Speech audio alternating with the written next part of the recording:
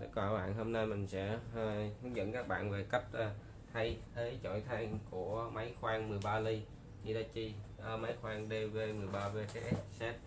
Thì trước tiên thì bên phần trên máy của chúng ta, ngay khúc tay cầm thì bên sau nó sẽ có 3 con ốc. Thì các bạn chỉ cần mở 3 con ốc này ra thì các bạn sẽ thấy được chổi than nó nằm ở đâu. Và thì mình sẽ sử dụng con máy bắt vít pin 12V của Hitachi DB10DL để mở cho các bạn xem.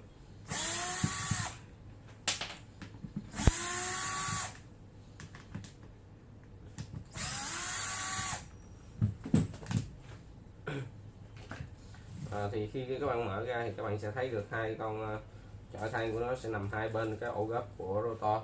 Và thì các bạn chỉ cần nại nó lên thì các bạn có thể lấy được chổi than cũ ra, giật cái dây điện của nó ra thì các bạn có thể lấy ra được.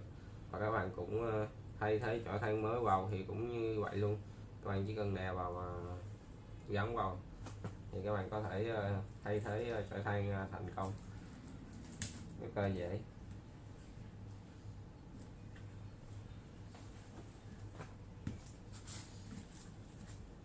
Thì khi các bạn thay thế xong rồi thì các bạn chỉ cần gắn ốc vào, ráp máy vào thì các bạn có thể chạy máy được. Thì mình đã vừa giới thiệu cho các bạn về